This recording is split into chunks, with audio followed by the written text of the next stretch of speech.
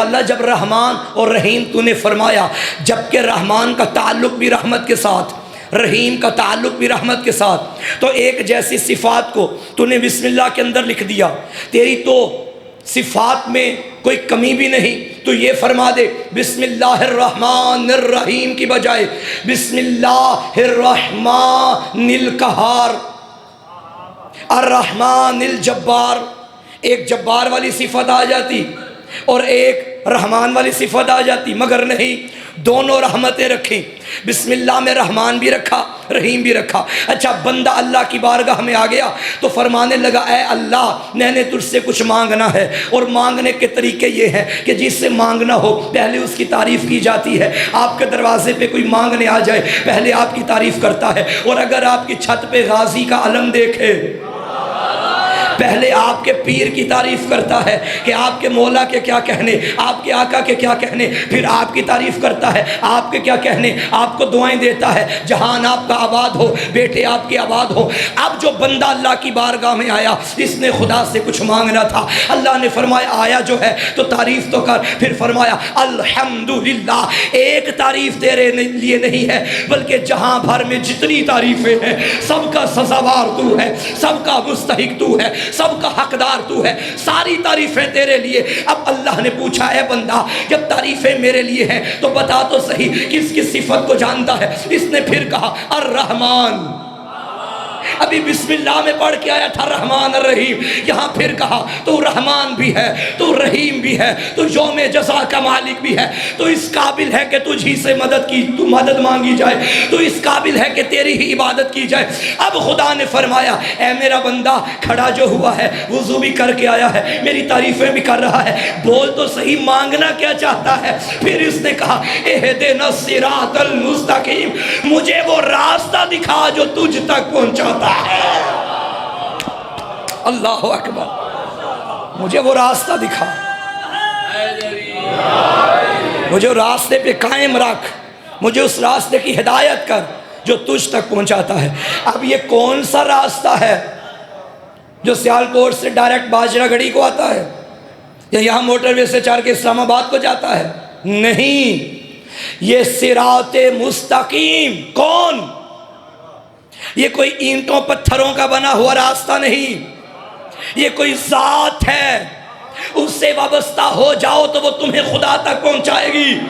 مسجد نبوی اللہ کا گھر، اور آپ جانتے ہیں کہ اللہ کے گھر میں صحن میں جتنے دروازے کھلتے تھے سب کے دروازے بند کروائے گئے، سوائے، جملہ لیجئے گا، سوائے اس گھر کے دروازے کے جس کے گھر والے ہر وقت مسجد میں آنے کی قابلیت رکھتے ہیں۔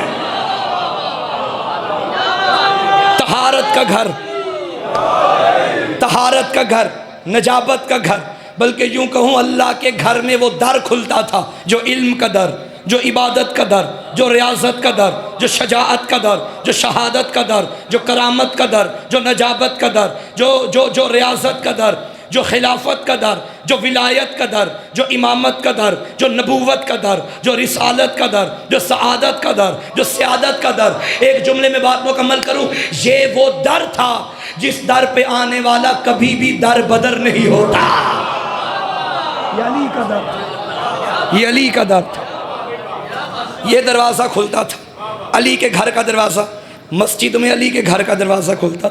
اب اگر یہاں کوئی دروازہ ہو اور لوگوں کی آمد و رفت بھی ہو، آپ مجھ سے محو گفتگو ہوں، میں آپ سے محو کلام ہوں، باتوں باتوں میں اچانک اس دوران کوئی آ جائے، انسان کی نیچر ہے کہ فوراً چہرہ وہاں مڑ جاتا ہے، باتیں مجھ سے کریں گے چہرہ وہاں مڑ جائے گا۔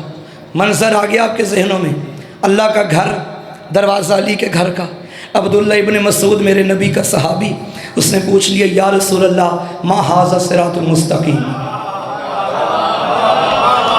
یہ صراط مستقیم کیا ہے؟ اتنے میں علی آ گئے۔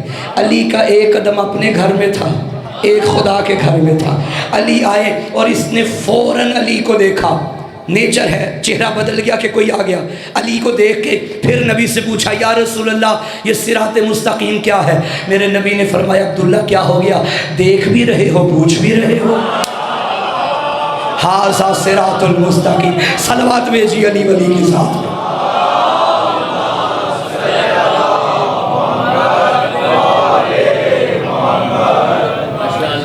یہ وہ راستہ ہے جو ہمیں خدا تک پہنچاتا ہے۔ اب جو بندہ اللہ کی بارگاہ میں آ کے سوال کر رہا ہے، اے میرا اللہ مجھے سیدھے راستے کی ہدایت کر، تو خدا نے پوچھا یہ جو راستہ جس پہ تو چلنا چاہتا ہے، جسے تو اپنانا چاہتا ہے، اس راستے کی کوئی نشانی بھی ہو؟ فرمانے لگے صراط الذین انعمت علیہم، ان کا راستہ جن پر تیری نعمتیں نازل ہوئیں۔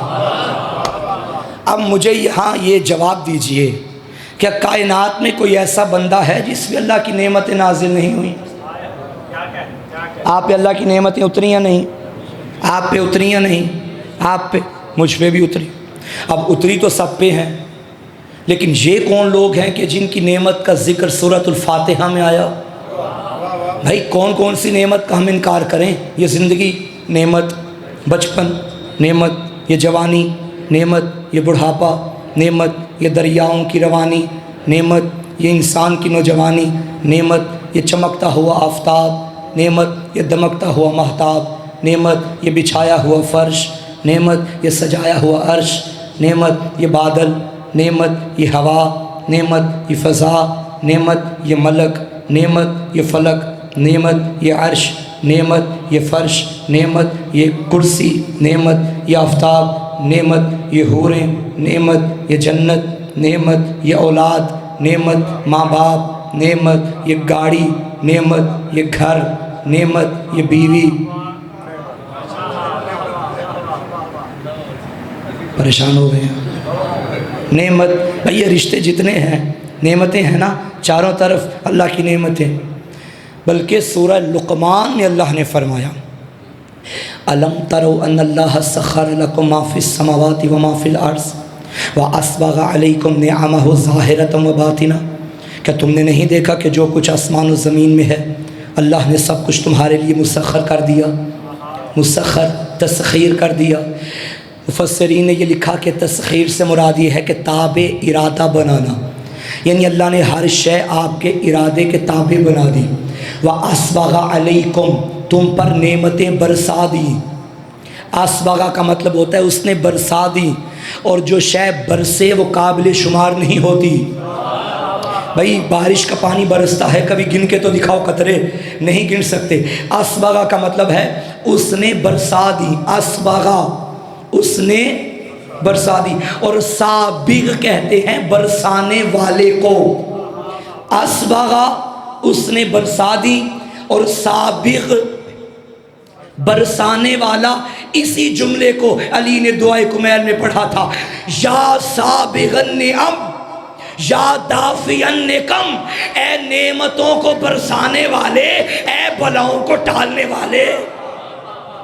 یعنی قرآن میں اللہ نے فرمایا اسبغ علیکم، اس نے تم پر برسا دی، نعمہ ظاہرۃ و باطنہ، وہ نعمتیں جو ظاہر بھی ہیں باطن بھی ہیں۔ اب ظاہری نعمت یہ میرا وجود، یہ ظاہری نعمت، اور باطنی نعمت میرے اندر میرا گوشت، میری ہڈیاں، میرا روح ہے، میری روح، میرا وجود کے اندر جتنا بھی نظام ہے یہ باطنی نعمت۔